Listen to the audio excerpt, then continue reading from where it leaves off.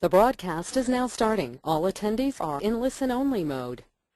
Hi, my name is Beverly Bolnick, Vice President of Sales and Marketing at NMP, and I would like to welcome you to National Mortgage Professional Magazine's webinar titled Renovation Marketing 101 and Beyond, sponsored and presented by Remin Wholesale.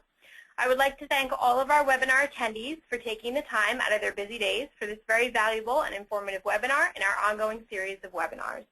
If you have questions during the webinar, please be sure to send them via the Questions tab on your GoToWebinar console, and we will try to answer as many questions as possible at the end of the webinar. Also, Remin Wholesale will be sending out the PowerPoint presentation and a link to the recording of the webinar to all webinar registrants tomorrow for your future reference. Before we get started, we're going to start off with a poll question I would like to ask. I'm going to launch it right now up on your screen. And the question is, who is here with us today? And the choices are lender, broker, appraiser, realtor, or other. Please pick which one applies to you. I'll give you a few seconds to answer, and then I'll share the results.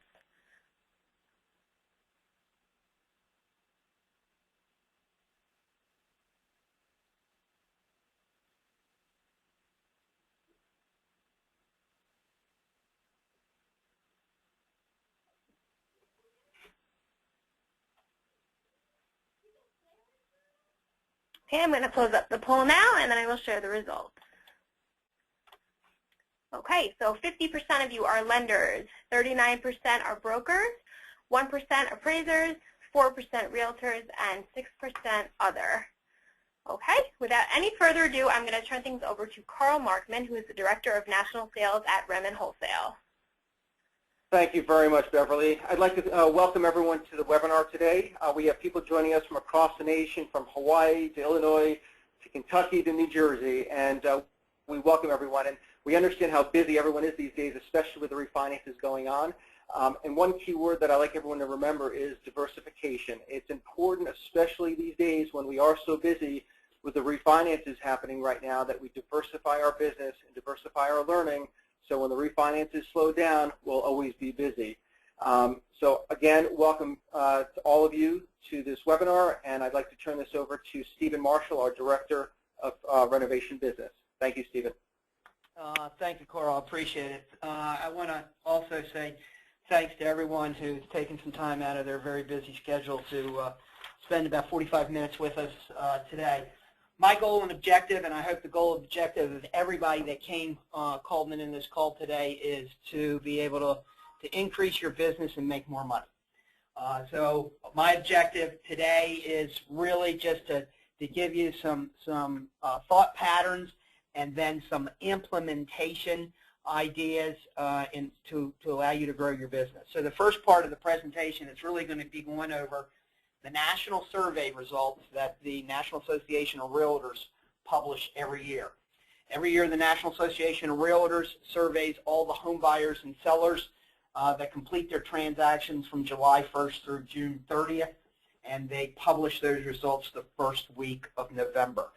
I've been plotting these results for the last 8 years, and I'm going to share with you some of the changes that have occurred over that period of time and why it's important for professionals like us to know about it. Right now, there's approximately 57 million Americans, or 18% of the total population in the United States, that live in multi-generational households. When I think of a multi-generational household, I think of old TV and movie shows back in the 50s and 60s where Grandma and Grandpa lived with their adult children and 2.5 children and a dog. Although that's true in certain parts of the country today, what is a new dynamic that is starting to occur is that single people are coming together also, buying houses together for economic reasons. Last year, 13% of all the sales nationwide were to multi-generational households. And the National Association of Realtors believes that this trend will continue. So although it was not on our radar just a few short years ago, 13% of all the sales nationwide right now are being made to multi-generational households. This statistic also showed that the average house that was purchased last year was built in 1993, so it was approximately 20 to 21 years old. It was 1,870 square feet, and it consisted of 3 bedrooms and 2 baths. I like to ask people to challenge their minds if in fact the average house is 20 to 21 years old, 3 bedrooms, 2 baths, and yet 13% of the sales are to multi-generational households. I wonder if a house like this is conducive to one or more families coming together to purchase a house. Back in 2004 and 5, those of you that were in the industry in the early 2000s, if you think back, I think what you'll realize is that everybody had a very short time frame as far as their expectations to own a house. Back then, it wasn't that you were looking for the perfect house. You were just looking for a house. And the reason is that appreciation factors were going up double digits every year. So first-time home buyers were saying to themselves, all I need to do is become a homeowner. And I'm going to live in the house 3 to 5 years. I'm going to sell it. I'm going to take all my profits, and I'm going to buy the house of my dreams. That's one reason why 3, 5, and 7-year ARMs were so extremely popular in our business just 7, 8 years ago. That number today is 12 years. It has more than doubled since 2007. People still believe in the American dream. They still believe that it is a great investment. However, their expectation of ownership is now 12 years, where just 7 short years ago it was 6. It's more than doubled in that time frame. So just think about this for just a second before we go to the next slide. If the typical house in this survey from the National Association of Realtors was 20 to 21 years old, and the new first-time home buyer is looking to buy that house and anticipates being in that house for 12 years, what's the likelihood that they're going to have to do some major renovations to that property over that 12-year period? Just something to think about. If we go to the next slide, the very first bullet point is going to look like it's a negative, and anybody that knows me knows that I do not focus on negative issues. First-time home buyers represented 33% of the entire market, and this survey said that it was the lowest level since 1989.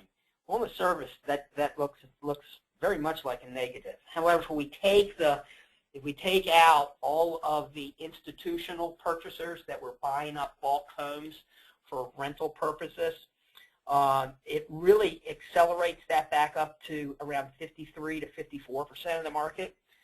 So first-time home buyers are still the driving factor of our business.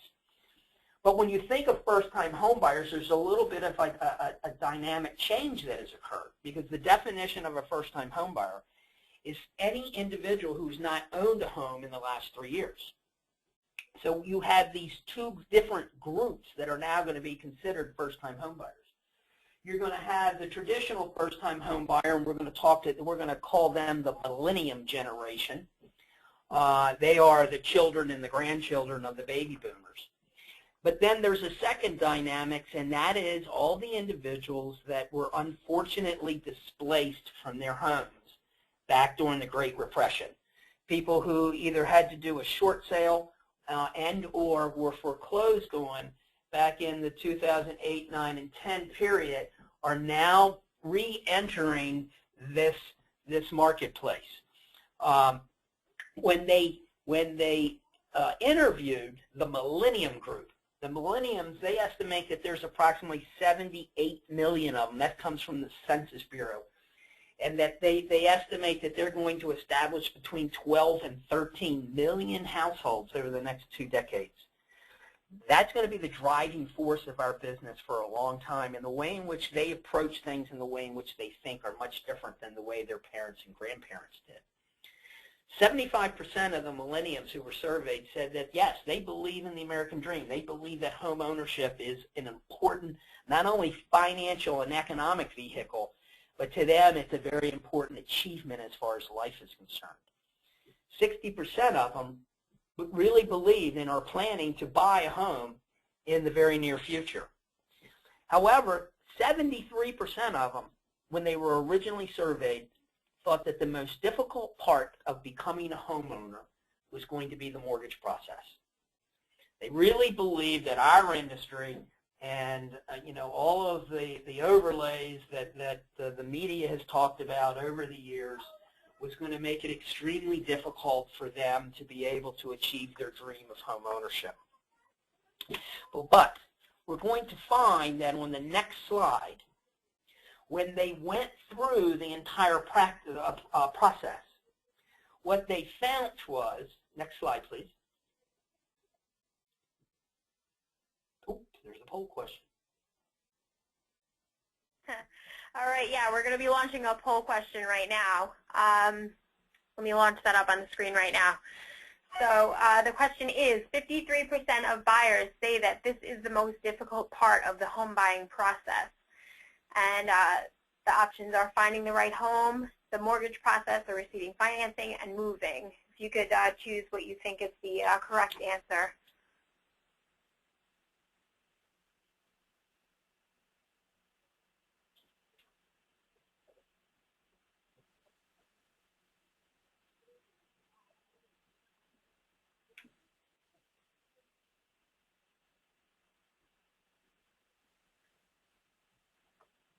Okay, I'm going to close up the poll in another second or so. Okay, closing it up right now. I'm going to share the results. Overwhelmingly, 81% of you said the mortgage process of receiving financing. 17% said finding the right home, and 1% said moving.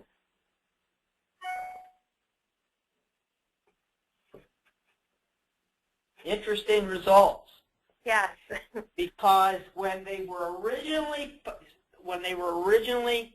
polled before they went through the process, it is true that 73% of them said that the mortgage process was going to be the most difficult thing. However, when they were polled a second time after they had already selected their home, gone through the mortgage process, and actually closed, 53% of them said that finding the right home was the most difficult part of the process.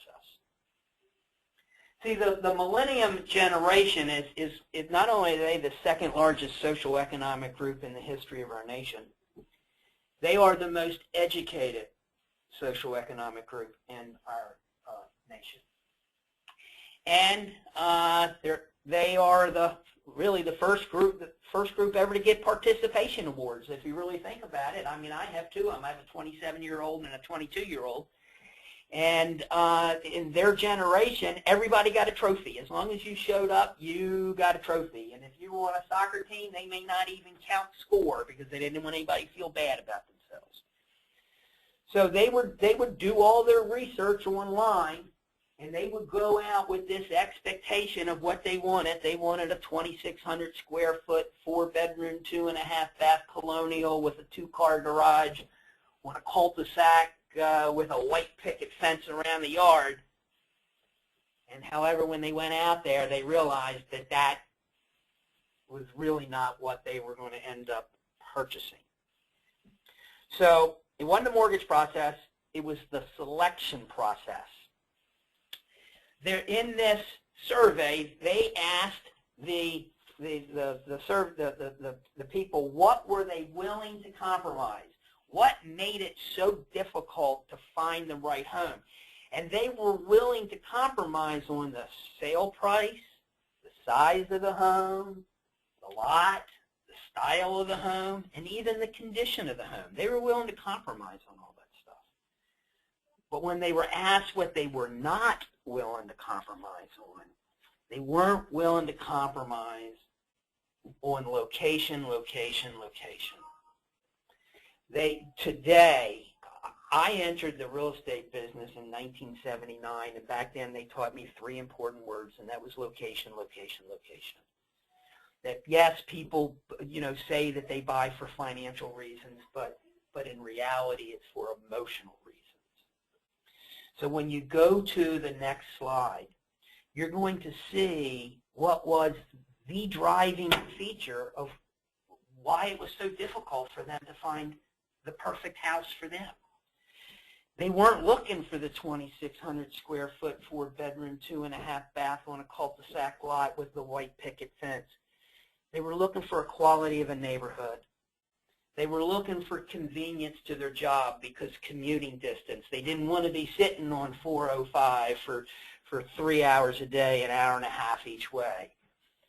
They were looking for affordability, but they wanted to be close to friends and family. They wanted to be in the right school district for their children. The design of the neighborhood and the community was important to them. However, we in the real estate and the mortgage business, we've been taught to ask people all of the questions about the home and the financing.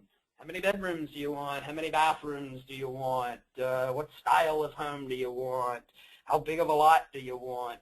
And we in the mortgage business, we qualify people for what mortgage payment they want. And at the end of the day, when they really selected the home that was right for them and their family, it was based on schools. It was based on neighborhoods. It was based on commuting distance. It was based on the convenience to friends and family. It's something that we need to think about when we are prospecting and talking to potential home buyers. Because the next slide, you'll see that you can't change the location of a house, but you can change the appearance of the house.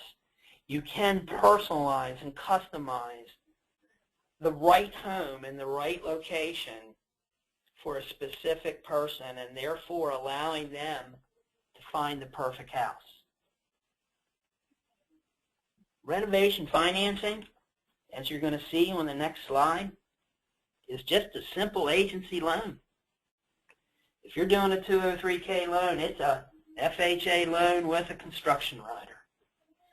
If you're going to do a Fannie Mae loan, it's a Fannie Mae loan with a construction rider. I see that there's a poll question up here, so let's get to the next poll question. Okay, we have the next question. I'm launching it right now up on the screen. How many of you have had some type of experience with a renovation loan? If you could answer on your screen right now, I'll give you a few seconds to answer, and I'll share the results.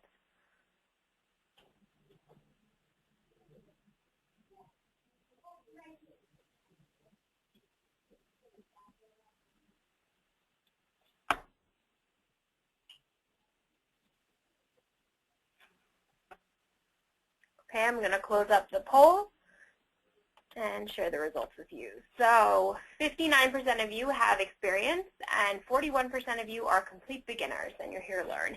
We actually have a follow-up question to this poll question that I'm going to share right now.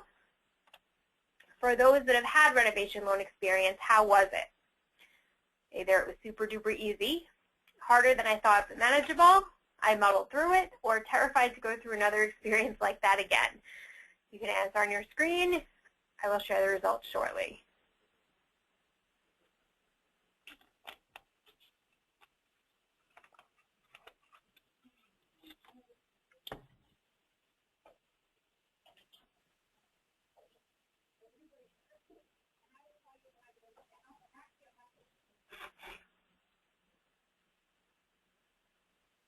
Okay, I'm going to close this one up now, and I will share the results. So 21% of you said it was super duper easy. 48% of you said harder than I thought but manageable. 24% muddled through, and 7% are terrified to go through another experience like that again.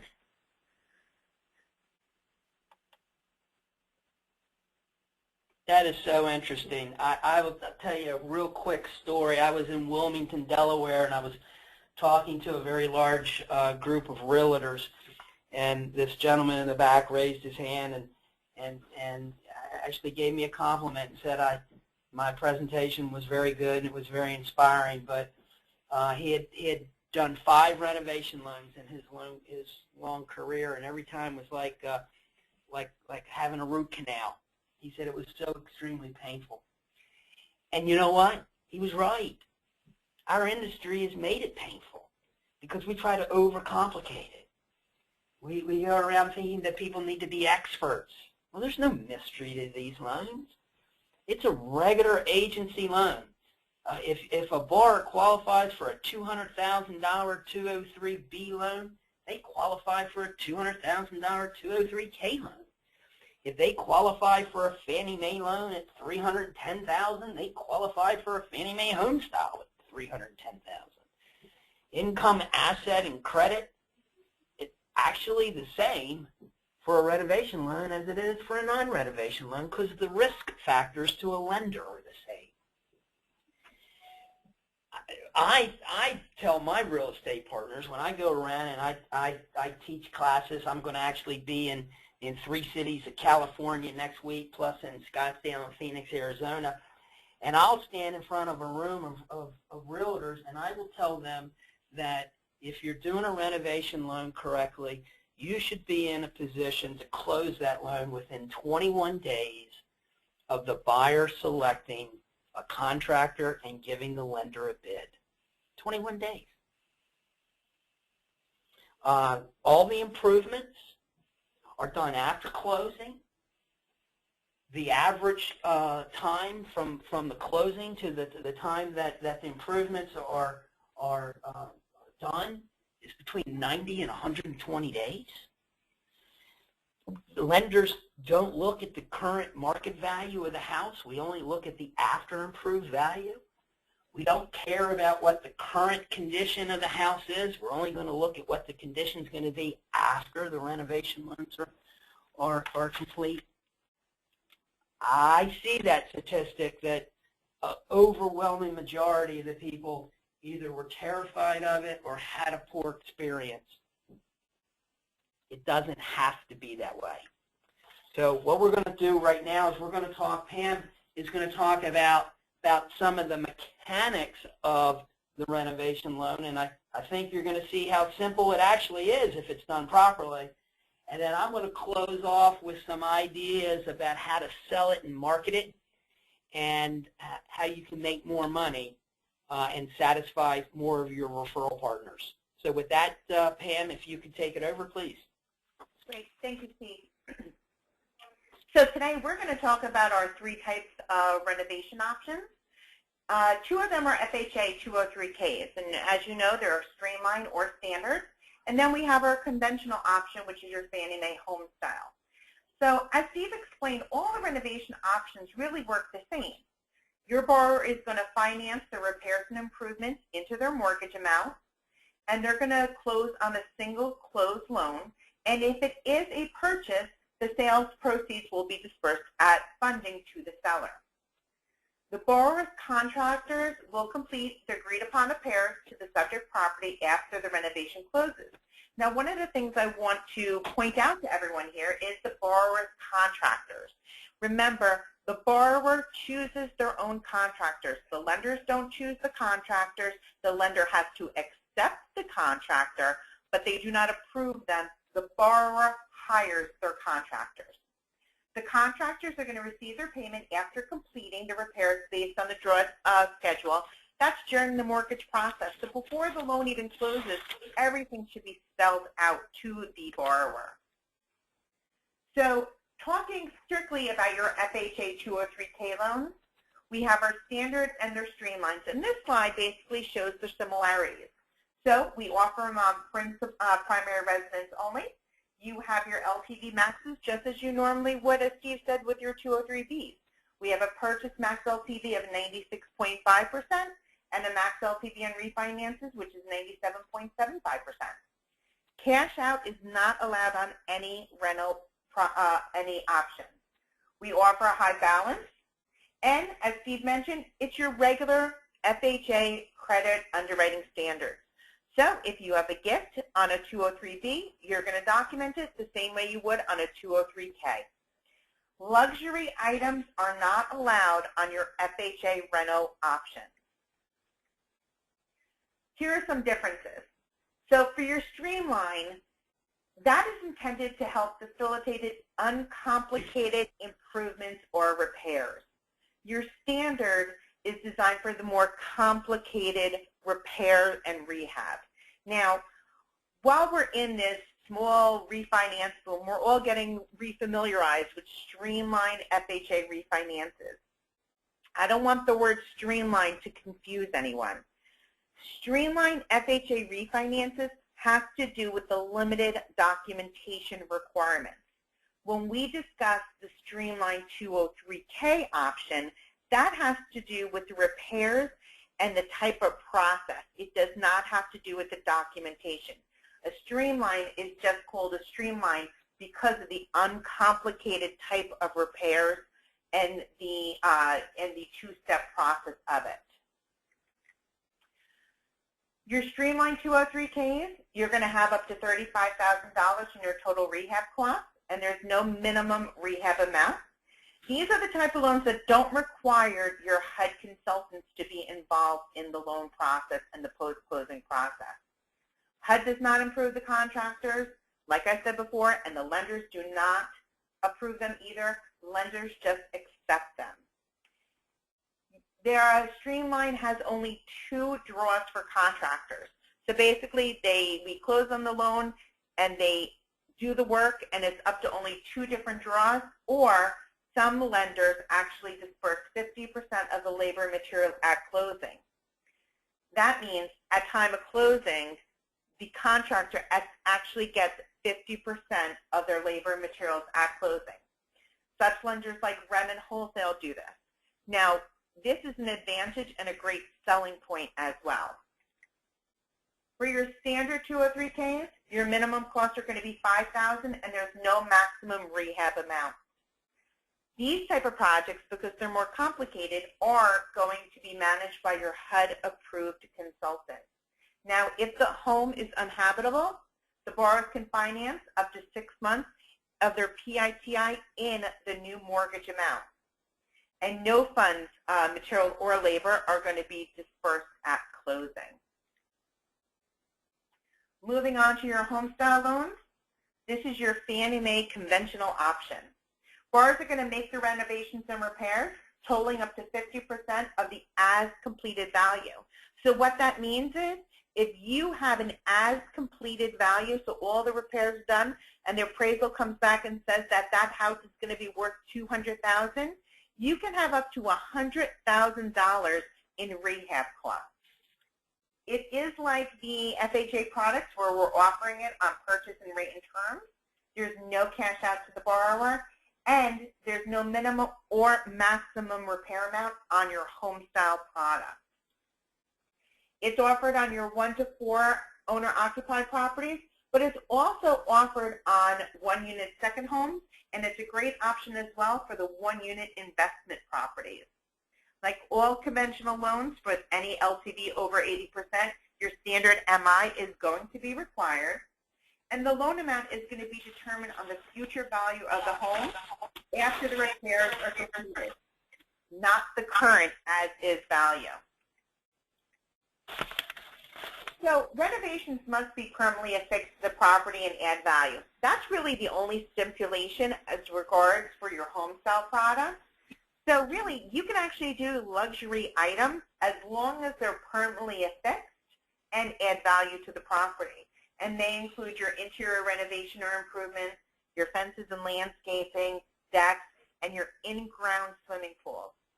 Appliances that are not permanently affixed are not going to be eligible for the home style. So here's the process, and as Steve mentioned, it is pretty easy when you break it down. So your borrower is going to select the property, the lender, and the contractor, and the lender is going to review the plans and the bids and accepts the contractor as we discussed before. Your appraisal is going to be ordered to reflect the as-completed value, and then the lender is going to calculate your max loan amount, they'll underwrite the loan, and clear the loan to close. Once the loan closes, that's when the rehab work begins, 30 days within 30 days of the closing date.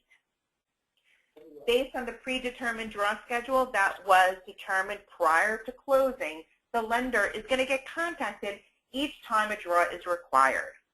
The lender is going to order inspections, including a final, once the work has been completed, and then they will release the funds to the borrower and the contractor. And as a reminder, no cash back to the borrower, any unused funds will be used to pay down the principal. So I made this a pretty simple process, and I broke it down.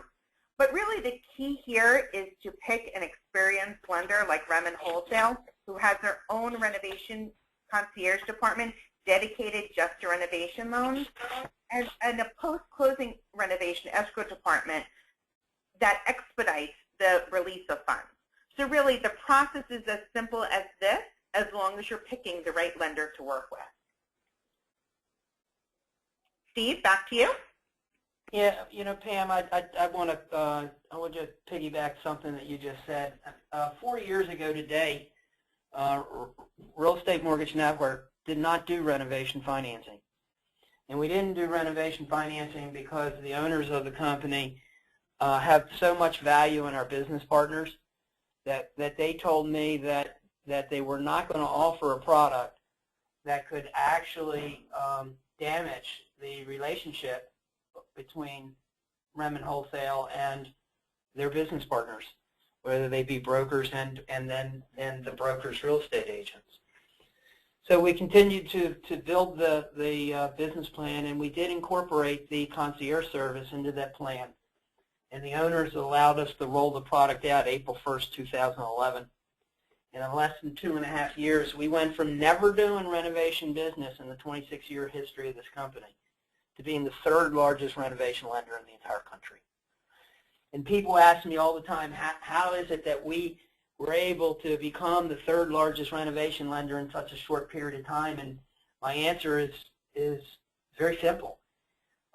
We believe in customer service, and we believe that it is a simple agency loan with a construction rider, and we have the concierge service that really attends to both the post-closing questions and concerns that people may have, and then we manage the process afterwards.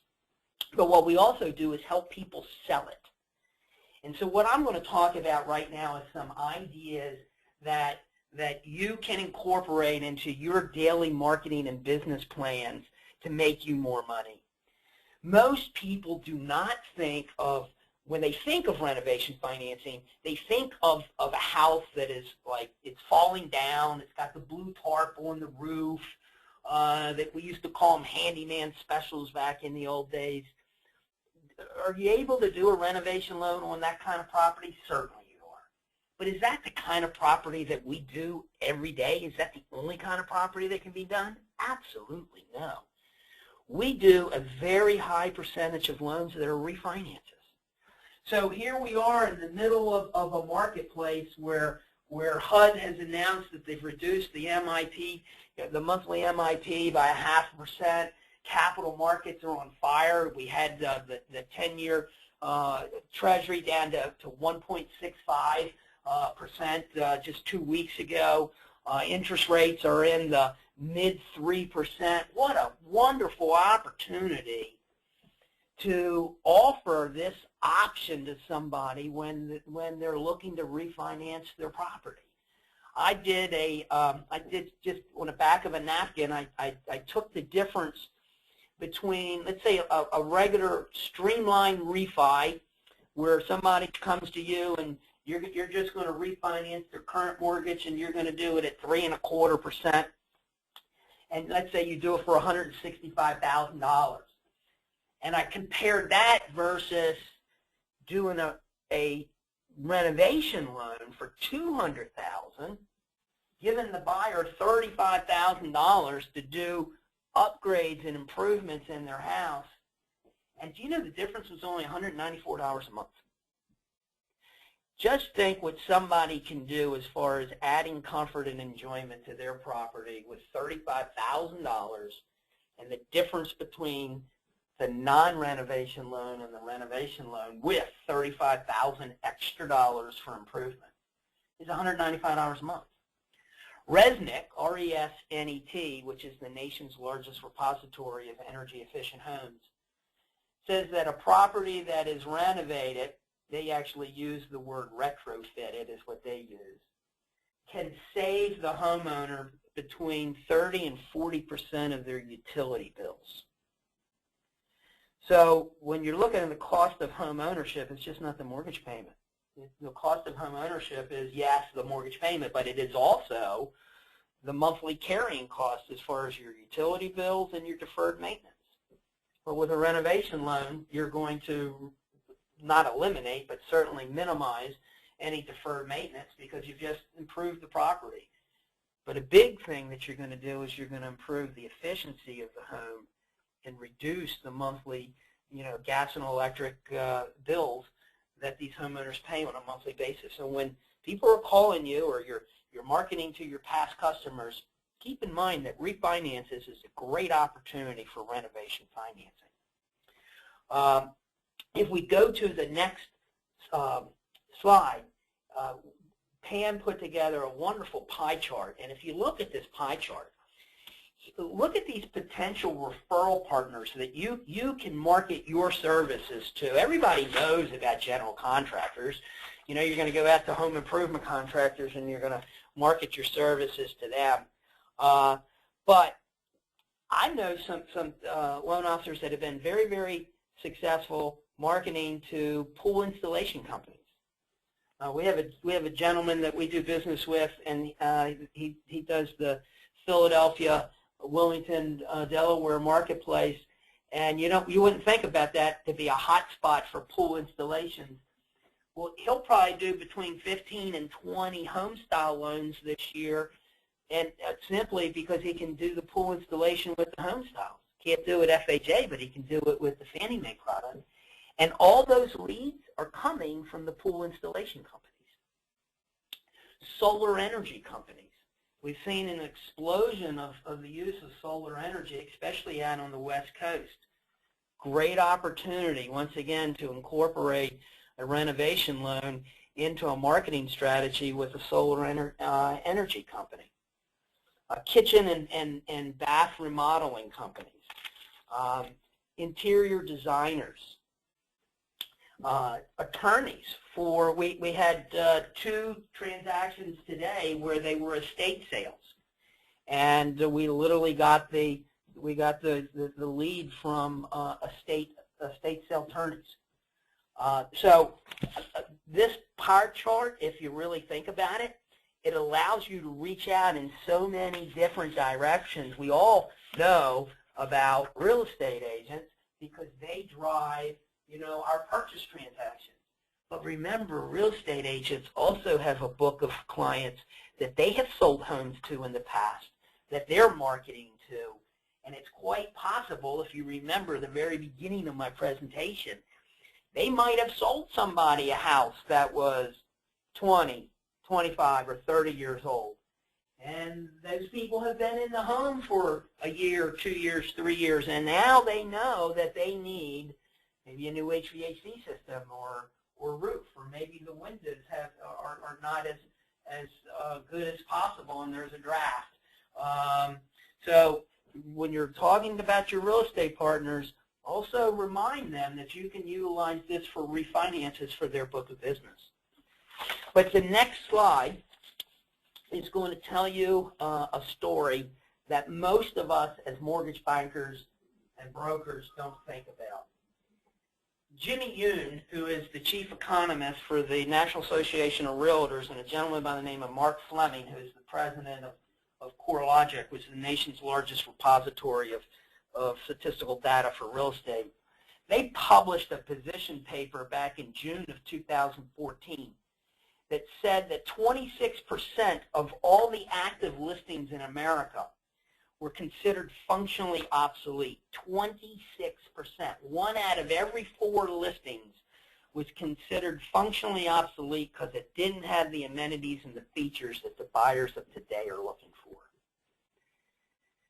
What a wonderful opportunity for you as a mortgage professional to take your knowledge and your education in this particular product to your business partners and help them sell and market their listings.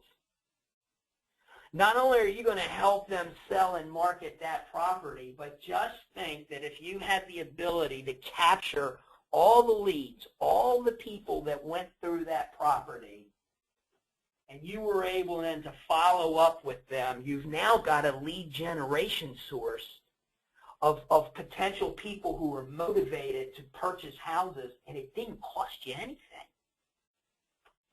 What about cold calling some of the top listing agents in the marketplace and simply ask them, do they have any active listings in their inventory today that they're having trouble selling? That might be in the right school district. It might be in the right commuting distance to major employment opportunities. It might be the right neighborhood. It's just not the right house. I had a home like that myself. My wife and I bought an investment property in 2004. We rented it out a couple times, and then in September of 2007, we rented it out to a couple who were relocating from Arizona to Anne Arundel County, Maryland. And the individual who rented it from us was working at NSA, and he was also an Army reservist. During the time that they lived with us, he did 3 tours of duty, 2 in Iraq and 1 in Afghanistan. And because of those tours of duty, it took a real toll on their marriage. And we had to evict them in the early parts of 2004. So my wife and I seized the property back in March of 2004. We hadn't seen this house in 6.5 years, and it was trashed. So now I have a decision to make. Either I'm going to spend my own money and I'm going to fix it up and rent it again, or I'm going to fix it up and sell it, or I'm going to do what I've been doing traveling around the country and what I preach. I'm going to advertise it as a renovation dream home. So that's what I did. I went out and I got a feasibility study from a HUD Consultant who's a friend of mine who does a lot of business with us. I actually had 2 contractors go into the house and give me 2 independent write-ups.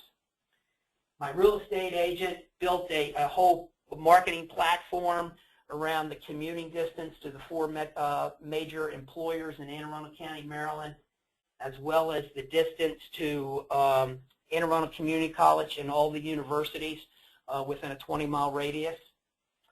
And we put together a packet on the school districts. So I was at Masterminds in Las Vegas last year, and it was either June 4th or 5th, when my realtor called me, Maria McClan, and said, we're going to put it on the market. I said, go ahead. So she put it on the market while I was at Masterminds in Vegas. That weekend, that Sunday, we got 2 offers. My wife and I countered both offers. The following Wednesday, one of the offers came back and they accepted our counter. And we closed on that property July 11th, 2014. 38 days from the time she pushed the button to put that house on the market to the time we closed. 38 days. The buyer was a 24-year-old single girl, had been looking for houses for between 4 and 5 months. She worked at NSA. She was going to the community college at night, so the whole commuting thing, package that we put together was important. She was engaged to be married to another young guy who had a 5-year-old son, so the school district piece was important. Her father was a contractor. And because we were doing it as a home style, the dad could be the contractor. Dad couldn't be the contractor if we did FHA. But since we were doing it as a Fannie Mae home style, the father can be the contractor. So the young girl put 5% down. We did it as a Fannie Mae home style. And I closed that loan in 38 days from the time we listed the property. That's a real live situation. So if you go to the next slide, I think what a wonderful opportunity for us as mortgage bankers to not only continue to build our business and our relationship with the agents who give us our buyers today, but what a wonderful opportunity to go out and meet new agents and help them sell their listings, thereby driving more buyers to us. The feasibility study, the contractor write-up, you, the lender, do a marketing analysis of the property. You put all that together. But let me tell you what we did. And I had gotten this deal. This idea was not my original idea. I got this from another gentleman who is an extremely well-versed at renovation financing. If you go to the next slide, what we did is we got lawn signs. And the lawn sign did not say that it was a renovation home. It talked about customizing and personalizing the home because it has a much softer tone. And we had door hangers. We went around the neighborhood and we put door hangers on the neighbors' doors. Because if what the National Association of Realtors says in their survey, if it's true, people want to move where they're close to their friends and family. So by utilizing the door hangers, you're marketing the fact that this property has come on the market, and it is a home that is right for renovation financing, although we use the term personalized and customized. And once again, it drives traffic. The more interest that you have in a property, the more traffic that is driven to the property, the higher the probability that the property is going to sell and sell quickly. We did this, and we completed this transaction, like I said, in 38 days from the time the property was listed. We now have realtors in this RE/MAX office that proactively come to us for us to help them sell their listings. This is an office that we were getting no business out of. So can you imagine if that was you, that you went into a Keller Williams office or a RE/MAX office and you helped an agent sell a piece of property that nobody else thought that would be able to sell at that price, at that speed? You're no longer a vendor. You've now become a partner to that real estate community. And partnerships pay annuities. And so I just want to thank you all for the time that you've given me.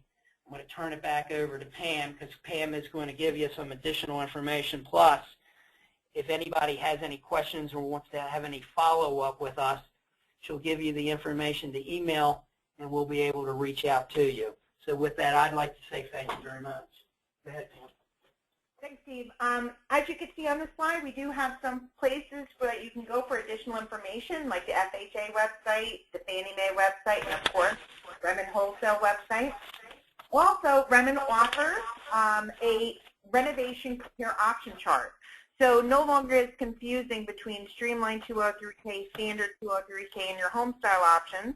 You can email your Remin AE or call them, contact them, or email reno@remin.com, and we'd be happy to send you that free complimentary compare option chart.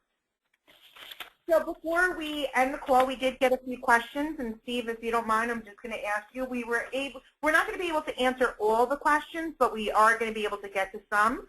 So I'm going to start right now. So Steve, is the down payment calculated on the sales price, or is it in the after improved value? That's a very good question, Pam. On all renovation products, whether they be a 2 or 3K or a home style, the down payment requirements are based on the lower of the total acquisition cost or the after improved value. So it's always the lower of the total acquisition cost or the after improved value. So the follow-up to that question would be, what's the definition of the total acquisition cost? Well, the total acquisition cost is the sales price plus the total renovation cost. So that would be your bid with your contractor, your contingency reserve, your draw inspection fees, any permit fees, that kind of thing. So it's always the lower of those two calculations. Okay, great. Where can someone find properties to market a renovation product? Where can somebody find properties? Redfin, any of the realtors' websites that they're marketing to. You could go to, in the state of Maryland, for an example, we have the Maryland Economic and Community Development Association, and they have a website of all the properties that they own. So you could look up whether it be HUD REOs, Fannie Mae owned properties, Freddie Mac owned properties, and/or local community development websites. But to me, the best and easiest feature is just be bold and talk to the listing agents and the listing professionals in your marketplace. Because statistically, 1 out of every 4 listings that they have need our help. So if a property is being sold as is, can a renovation option be used for financing? Yes, yes. I was in Las Vegas last week, and actually 2 weeks ago, I'm sorry. I was in Las Vegas 2 weeks ago, and I gave a couple presentations to real estate groups. And in both presentations, I had people come up to me afterwards, Pam, that said that they have been taught just to offer cash-only transactions. And they said, but this sounds like you can do this and you don't need the cash. And I said, that's exactly right. And so what they realized was by marketing a property as a cash-only transaction, they're limiting themselves to about 21% of the potential buyers. But by opening up the renovation financing, it's now being opened up to anybody. So that's a pretty powerful change for a real estate agent. Absolutely. So how long does it take to close a renovation loan? You know, as I said during the presentation, a renovation loan is a standard agency loan. You can't order the appraisal until you know what the scope of the work is going to be and the cost associated with it. Because remember, the appraisal is only going to be based on the after improved value. So I school the real estate agents that I teach, as well as the mortgage professionals that I teach, that you should be in a position to close that loan within 21 calendar days, not business days, but 21 calendar days after the buyer has selected a contractor and has agreed upon a bid. 21 days. That's it. That's great. So when does a MLO or realtor actually get paid on the renovation loan? At the time of closing, everybody gets paid. The realtor gets paid, the buyer gets, the realtor gets paid, the seller gets their check, the amount for the repairs goes into escrow. If it's a streamline, the contractor gets 50% of their money up front, and the licensed loan officer gets paid based on the closing, not when the repairs are done. That's great. So my last question that I'm going to ask that we received was, this all sounds good, but I heard that a 203K is so hard. Do you have training available to become a 203K or a home style expert? Yes, we do. What I would recommend is Carl Markman, who opened the call this, today, actually has an individual that he has hired who is a training director out of our New Jersey corporate office. And if anybody really needs some additional training on this, they can reach out to their real estate mortgage network account executive, and that account executive can actually set up training modulars for them. It's a simple agency loan. If we really focus on the 5 to 7 things that you can't do, all the rest of it's really easy. Great. Thank you so much, Steve. We are going to be ending the call now. Carl, are you with us? I'm here. Great.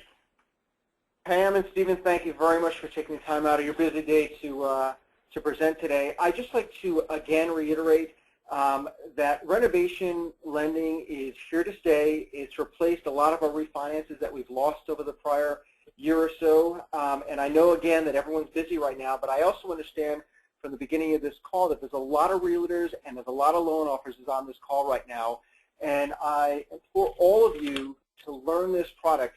We currently are right now funding approximately 10% of our overall business is renovation lending between 203Ks and the home style products. We have plenty of resources available to you in order to train you. We have our account executives that are fully trained.